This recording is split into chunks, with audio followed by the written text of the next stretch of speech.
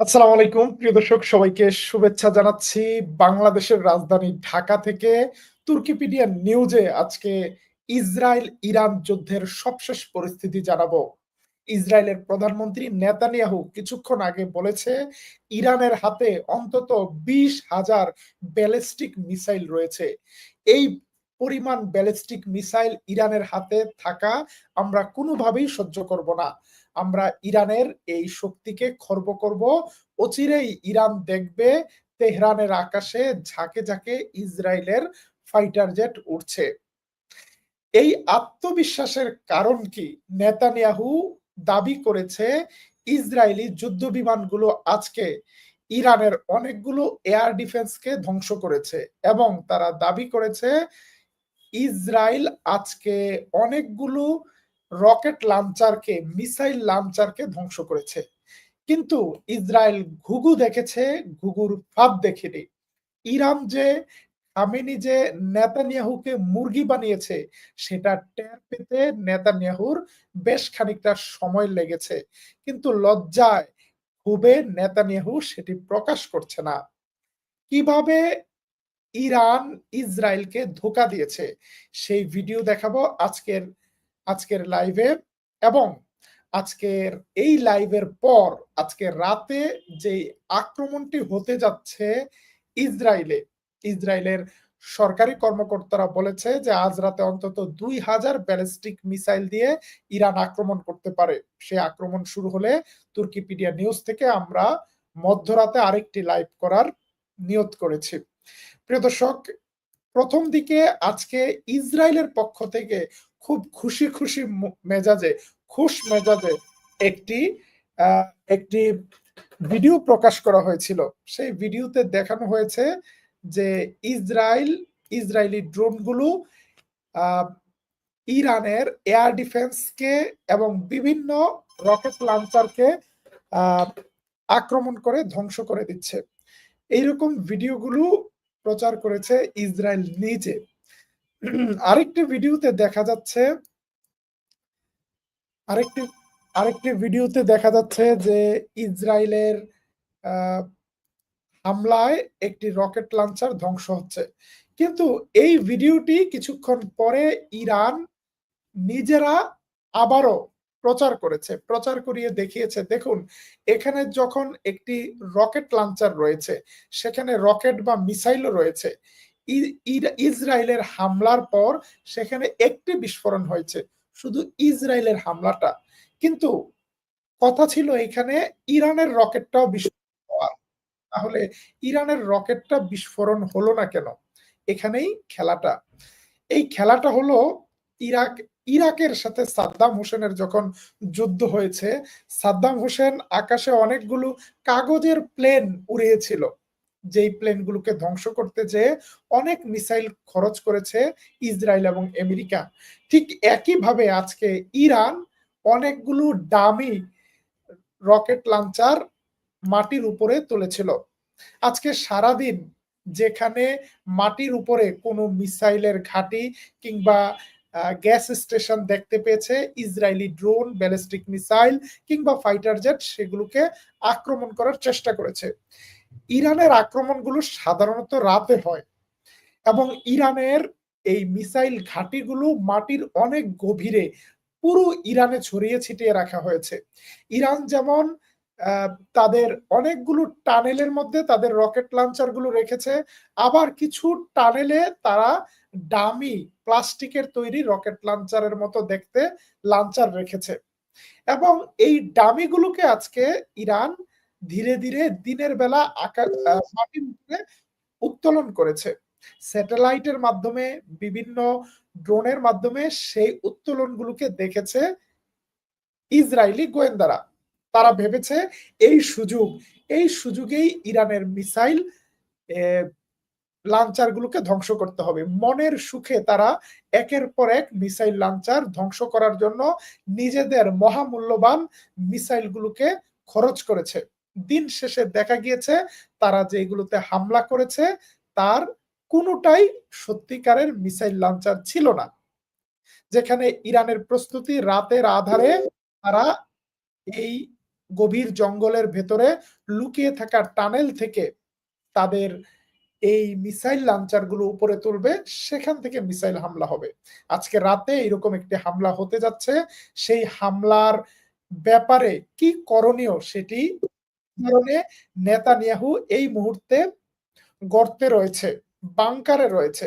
Israeli গণমাধ্যম বলছে ইসরায়েলের মন্ত্রিসভা মাটির নিচে, গভীর নিচে বাংকারের মধ্যে তারা আজকে বৈঠকে বসেছে। এখানে গুরুত্বপূর্ণ একটি বিষয় যে ইসরায়েলের ভেতরে এত পরিমাণ মিসাইল মারার পরও, ইসরায়েলের ভবন ধ্বংস হওয়ার পরও ক্ষয়ক্ষতি খুব কম। সেই ক্ষয়ক্ষতি কম হওয়ার, ক্ষয়ক্ষতি বলতে লোকবল নিহত কম হওয়ার কারণ হলো ইসরায়েল প্রায় প্রতিটি ভবনের নিচে একটি করে বাংকার বানানো হয়েছে। এমনকি হাসপাতালগুলোর নিচে বাংকার বানানো হয়েছে। ইরানি হামলার ভয়ে হাসপাতালের প্রতিটি ইউনিট এখন মাটির নিচে চলে গিয়েছে। মুসলিম বিশ্বের কোথাও এই ধরনের কোনো বাংকার সিস্টেম নেই। মুসলমানরা বীরের মতো বাস করে, মাটির উপরে বাস করে, মাথা উঁচু বাস করে। যতদিন এই ভূখণ্ডগুলোর নিয়ন্ত্রণ রাখে, সাহসের সাথে লড়াই করে রাখে। ইঁদুরের মতো গর্তে লুকানোর কোনো কালচার ইসলামিক সিভিলাইজেশনে নেই। যে কারণে বাংকারের কালচার ইরানের মধ্যে দেখা যায়নি। ইরানের ভেতরে যখন ইসরায়েলিরা হামলা চালাচ্ছিল, তখন ইরানের জনগণ গর্তে লুকায়নি। ইরানের জনগণ ছাদে উঠে নারায়ে তাকবীর স্লোগান দিয়েছে। এটি নজিরবিহীন ঘটনা। ইসরায়েলিরা এইসব ভিডিও দেখলেও ভয়ে কেঁপে উঠবে, কিভাবে সম্ভব? প্রিয় দর্শক, আজকে আমরা যুদ্ধের সবশেষ পরিস্থিতি নিয়ে আপনাদেরকে সংবাদ জানাবো।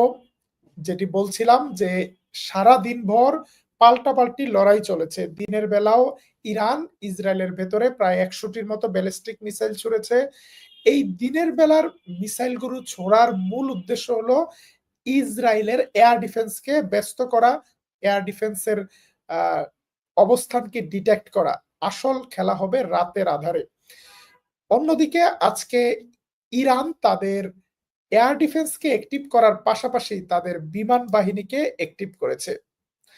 ইরানের বিমান বাহিনীর গুরুত্বপূর্ণ একটি প্লেন হলো ফ্যান্টম 4 ফাইটার জেট। ১৯৬১-র দশকে এই ফাইটার জেটটি মূলত মার্কিন যুক্তরাষ্ট্রের নৌবাহিনী ব্যবহার করত। তখন থেকে এটিকে ব্যবহারে নিয়ে আসে আমেরিকা। সেই সময় আমেরিকার ঘনিষ্ঠ মিত্র ছিল ইরানের রেজা শাহ পাহলভি বংশ, এবং তারা আমেরিকা থেকে এই ফাইটার জেটটি সংগ্রহ করে। আজকে ইরান ফ্যান্টম 4 ফাইটার জেট আকাশে উড়িয়েছে ৩৬ ঘন্টার বেশি সময় ধরে, এবং গতকাল এবং আজকে ইরানের বিমান বাহিনীর এই ফ্যান্টম 4 ফাইটার জেটগুলো ড্রোন এবং ক্ষেপণাস্ত্রের সাথে লড়াই করেছে। ফ্যান্টম 4 এই ফাইটার জেটগুলো আমেরিকার তৈরি করা 2 seat twin engine fighter jet, all weather long range supersonic jet interceptor. এরা অন্য বিমানের হামলা মিসাইলও ঠেকাতে পারে। সে একই সাথে ফাইটার বোম্বার। যাই হোক, ইরানের কাছে অন্যান্য দেশের ফাইটার জেটের চেয়ে এই মুহূর্তে আমেরিকার তৈরি করা অনেক আগের মডেলের এই ফাইটার জেটটি প্রধান ভরসা হয়ে দাঁড়িয়েছে। ইরান কেন এত ব্যালিস্টিক মিসাইল তৈরি করেছে? তার মূল কারণ ইরানের বিমান বাহিনীর দুর্বলতা। ইরানে ইসলামী বিপ্লব হওয়ার পর আমেরিকা ইরানের কাছে বিমান বিক্রি বন্ধ করে দেয়। আগের যে বিমানগুলো তৈরি হয়েছিল সেই বিমানের মিসাইল রপ্তানি বন্ধ করে দেয়, খুচরা যন্ত্রাংশ বন্ধ করে দেয়। কিন্তু ইরানের ইঞ্জিনিয়াররা প্রচন্ড পরিশ্রম করে নিজেরাই নিজেদের দেশে খুচরা যন্ত্রাংশ তৈরি করে পৃথিবীতে একটি রেকর্ড স্থাপন করেছে। তারা এই গ্রাউন্ডেড ফাইটার জেটগুলোকে আবারও আকাশে উড়ানোর ব্যবস্থা করেছে, এবং ইরান তাদের নিজস্ব ডিফেন্স ইন্ডাস্ট্রির মাধ্যমে এই ফাইটার জেটগুলোর জন্য প্রয়োজনীয় মিসাইলও তৈরি করেছে। আজকে বিপদের দিন ইরান এই ফাইটার জেটগুলোকে ব্যবহার করছে। প্রিয় দর্শক, যেটি বলছিলাম যে আজ রাতে বড় ধরনের লড়াই হতে পারে, সেই সম্ভাবনা রয়েছে। উভয় পক্ষকে হুমকি ধামকি দিচ্ছে। এর মধ্যে প্রচন্ড রকম আতঙ্কে প্রচন্ড রকম আতঙ্কে ইসরায়েল তাদের প্রধানতম বিমানবন্দর ডেভিড বেন গুরিয়ন এয়ারপোর্টকে পরিপূর্ণরূপে বন্ধ ঘোষণা করেছে। তেল আবিবের ডেভিড বেন গুরিয়ন এয়ারপোর্ট এখন অনির্দিষ্টকালের জন্য বন্ধ হয়ে গিয়েছে। অন্যদিকে ইরানপন্থী সোশ্যাল মিডিয়া অ্যাক্টিভিস্টরা আজকে রাতে ডেভিড বেন গুরিয়ন এয়ারপোর্টের কি পরিণতি হতে পারে সেই রকম অ্যানিমেশন ভিডিও প্রচার İsrail ölkənin hava məkanı uçuşlara bağlayıb, İran İsrailə hava hücumu ilə həyata keçirib. আমি এই ভাষাগুলো বুঝতে পারছি। এটা সম্ভবত ইরানের ভেতরে থাকা আজারবাইজানিদের তৈরি করা কোনো ভিডিও। কারণ এই ভিডিওর ভাষা İsrail ölkənin hava məkanı uçuşlara bağlayıb, সম্পূর্ণ İran Azerbaijani speech. İsrailə hava hücumu ইরানের ভেতরে আজারবাইজানি জাতির একটি বড় অংশ বাস করে। ইরানের প্রেসিডেন্ট নিজেও আজারবাইজানি তুর্কিশ এবং এই আজারবাইজানিরাই ইরানের পক্ষ হয়ে এই ভিডিওটি তৈরি করেছে। এর মাধ্যমে ইসরায়েলকে ভয় দেখানোর চেষ্টা করছে। ইসরায়েলের পক্ষ থেকে আজকে হুমকি দেয়া হয়েছে যদি ইরান এইভাবে ইসরায়েলের ভেতরে ব্যালিস্টিক মিসাইল হামলা অব্যাহত রাখে তাহলে ইরানের রাজধানী তেহরানকে জ্বালিয়ে দেওয়া হবে। তেহরানের সকল গুরুত্বপূর্ণ স্থাপনাকে ধ্বংস করা হবে। এই হুমকির মোকাবেলায় পাল্টা ভিডিও তৈরি করেছে ইরানিরা বলেছে যে আমরা তেল আবিবের কি পরিণতি করব দেখে নাও।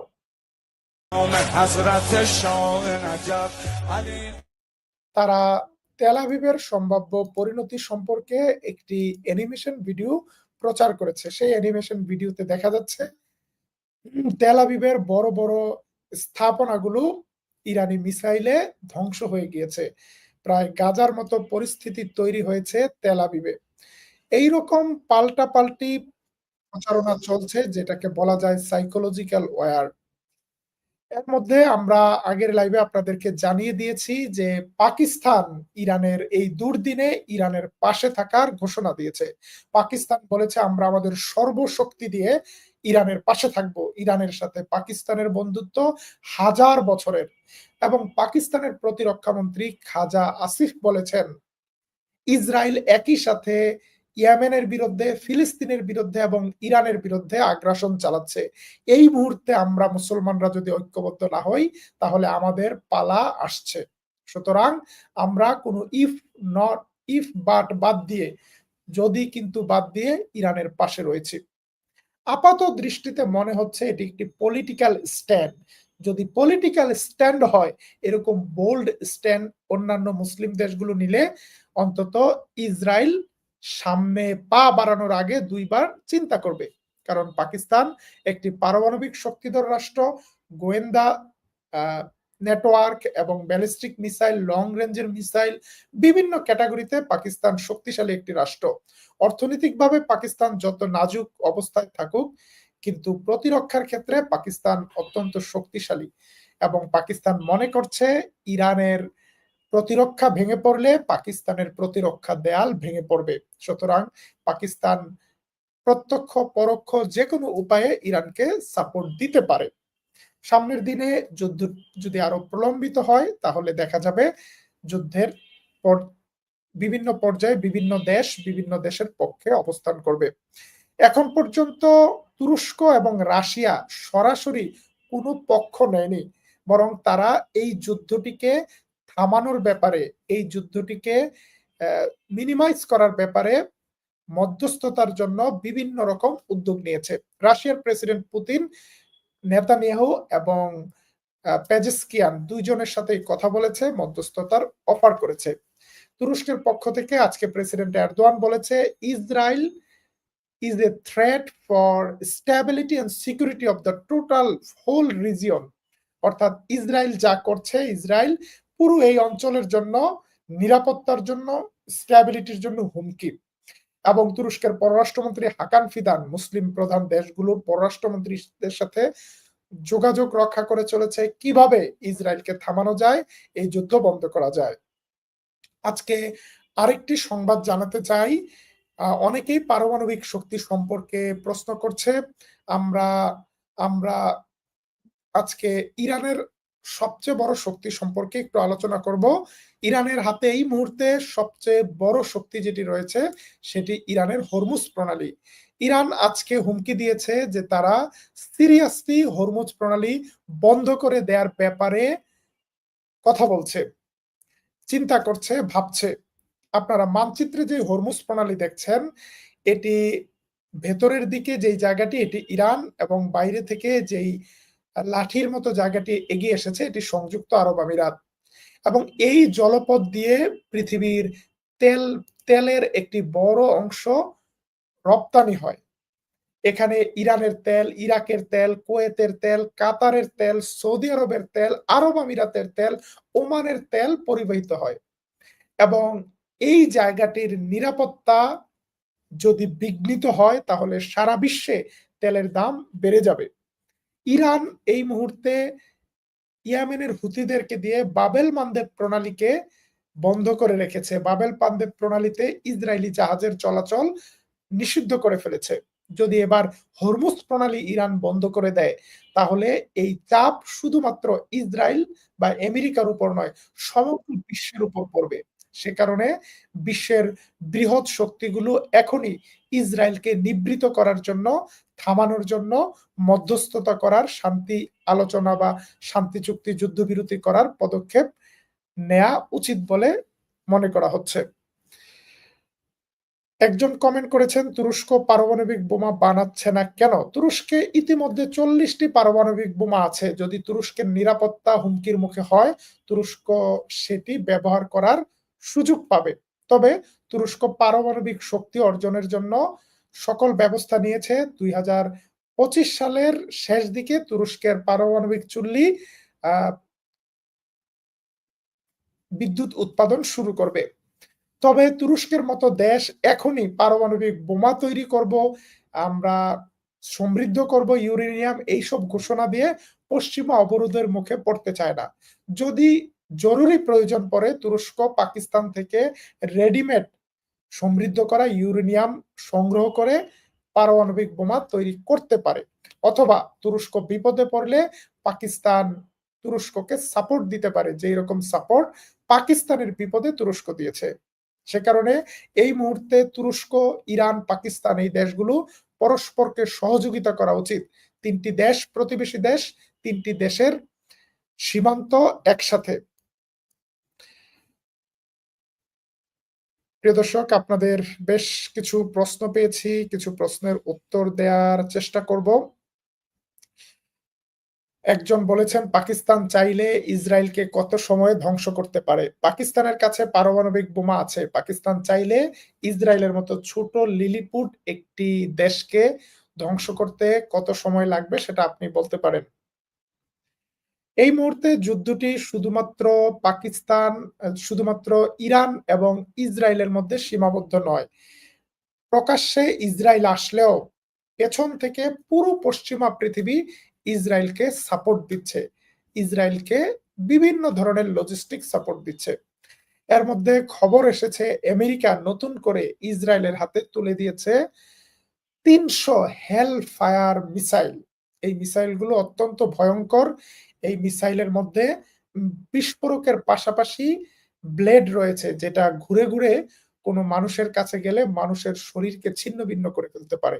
এই ধরনের ভয়ঙ্কর মিসাইল ইসরায়েল এর আগে ব্যবহার করেছে ফিলিস্তিনিদের উপর। প্রিয় দর্শক, মিশর কিংবা গাজার সংবাদ নিয়ে আজকে আপনাদেরকে কিছু সংবাদ দিতে চাই। মিশরে এই মুহূর্তে বিভিন্ন দেশ থেকে আকাশপথে, বিমান পথে এসে পৌঁছেছে মানবাধিকার কর্মীরা, তুরস্ক থেকে, ইংল্যান্ড থেকে, বিভিন্ন দেশ থেকে। আজকে সেই মানবাধিকার কর্মীদের উপর ঝাঁপিয়ে পড়েছে মিশরের স্বৈরশাসক সিসির লেলিয়ে দেওয়া গুন্ডা বাহিনী। তুরস্কের জাতীয় সংসদের একজন এমপি, যিনি তুরস্কের হুদাপার পার্টির সদস্য, ফারুক দিনচ, ওনাকে আহত করা হয়েছে রক্তাক্ত অবস্থায়। ফারুক দিনচ মিশরের রাজধানী কায়রোতে হাঁটছেন, এরকম ভিডিও ফুটেজ আমাদের কাছে এসেছে। ব্রিটিশ একজন মানবাধিকার কর্মীকে জোর করে এই মিশরের সিসির লোকেরা তুলে নিয়ে যাওয়ার চেষ্টা করছে। অন্তত ১০০ জন বিভিন্ন দেশের মানবাধিকার কর্মীদেরকে গায়ের জোরে প্লেনে তুলে ডিপোর্ট করা হয়েছে, পাঠিয়ে দেওয়া হয়েছে তাদের দেশে। অন্যদিকে কয়েক হাজার মানুষের যে বহর আলজেরিয়া, তিউনিসিয়া, লিবিয়া পার হয়ে মিশরে প্রবেশ করার চেষ্টা করছিল, তাদেরকে আটকে দিয়েছে ইসরায়েলের ঘনিষ্ঠতম মিত্র, সিসির মিত্র এবং গাদ্দাফির শত্রু খলিফা হাফতার নামক সিআইএর পালিত পুতুল। মিশর সীমান্তবর্তী এলাকাগুলো খলিফা হাফতারের নিয়ন্ত্রণে। খলিফা হাফতারের বাহিনী কোনোভাবেই এই বহরটিকে মিশরে প্রবেশ করতে দিচ্ছে না। আর যারা আকাশপথে মিশরে প্রবেশ করছে তাদেরকে নানাভাবে ডিস্টার্ব করছে সিসির পুলিশ এবং সিসির গুন্ডা বাহিনী। আজকে সিসির পুলিশদের সামনে একজন ব্রিটিশ সিটিজেন বলছিল যে, তোমাদের বুকের ভেতরে কি কোনো হার্ট নেই, অন্তর নেই? এই অন্তরে কি কোনো অনুভূতি নেই? গাজার মানুষরা যে আজকে না খেয়ে মারা যাচ্ছে, তাদের যে ঔষধ নেই, পানি নেই। আমরা খ্রিস্টান হয়ে, আমরা ব্রিটিশ হয়ে মিশরে এসেছি। আরবদের কি কোনো আত্মমর্যাদা নেই? তোমরা কিভাবে আমাদেরকে বাধা দাও? আমাদের হাতে তো কোনো অস্ত্র নেই। আমরা তো মিশরের কোনো ক্ষতি করতে আসিনি। আমরা শুধু নিরন্ন অনাহারী মানুষের মুখে খাবার দিতে এসেছি। তোমাদের বিবেকের কাছে আমাদের প্রশ্ন, তোমরা কেন আমাদেরকে বাধা দিচ্ছ? এই মুহূর্তে এই মুহূর্তে ইসরায়েলের জন্য প্রধান সহযোগীর ভূমিকা পালন করছে আসলে আয়রন ডোম নয়। আয়রন ডোমকে ছিন্ন-বিচ্ছিন্ন করে দিয়েছে ইরান। আয়রন ডোমকে ফাঁকি দিয়ে ইরানের ড্রোন প্রবেশ করেছে ইসরায়েলের আকাশের ভেতরে, তেল আবিবে। তছনছ করে দিয়েছে অসংখ্য সেটেলারদের সাজানো সংসার। কিন্তু ইসরায়েলকে প্রোটেকশন দিচ্ছে আরব ডোম। এই আরব ডোম হলো জর্ডান, এই আরব ডোম হলো মিশর। জর্ডানের আকাশ সীমা খুলে দেওয়া হয়েছে ইসরায়েলি ফাইটার জেটের জন্য। জর্ডান তাদের বিমান বাহিনী দিয়ে, ইসরায়েলের বিমান বাহিনী দিয়ে ইরানের ড্রোনগুলো ঠেকাচ্ছে। অন্যদিকে মিশর সারা বিশ্ব থেকে আসা বিশ্ব মানবতার স্রোতকে আটকে রাখার চেষ্টা করছে। এই পরিস্থিতিতে ইরান যে ইসরায়েলের বিরুদ্ধে অ্যাকশনে গিয়েছে সেটি বিশ্বজুড়ে প্রশংসিত হয়েছে। সারা বিশ্বের দৃষ্টি ইরানের দিকে। আজকে অ্যানিমেশনের মধ্যে ইরানিরা যেই দৃশ্যগুলো দেখিয়েছে, এই দৃশ্যগুলো আশা জাগিয়েছে অনেক মানুষের মনে। অ্যানিমেশনে নয়, বাস্তবে ইরানের অ্যাকশন দেখতে চায় বিশ্বের মানুষ। এইরকম মতামত দেখা গিয়েছে টুইটারে, ফেসবুকে, সোশ্যাল মিডিয়ায়, আমাদের ইউটিউবেও। প্রিয় দর্শক, আমরা আজকে রাতের নিউজ কভার করার জন্য আবারও রাতে লাইভ করব। যদি বড় ধরনের কোনো অ্যাকশন শুরু হয়। চোখ রাখুন তুর্কিপিডিয়া নিউজে। যারা প্রথমবারের মতো আমাদের নিউজ দেখছেন, তুর্কিপিডিয়া নিউজ চ্যানেলটি সাবস্ক্রাইব করলে প্রতিদিন ইরান, ইসরায়েল, ফিলিস্তিন, গাজা, মিশর, তুরস্ক সহ মুসলিম বিশ্বের সবশেষ সংবাদ, ডিফেন্স ইন্ডাস্ট্রির সংবাদ শুনতে পারবেন। এখনের মতো বিদায় নিচ্ছি। দেখা হবে আবারও। আল্লাহ হাফেজ।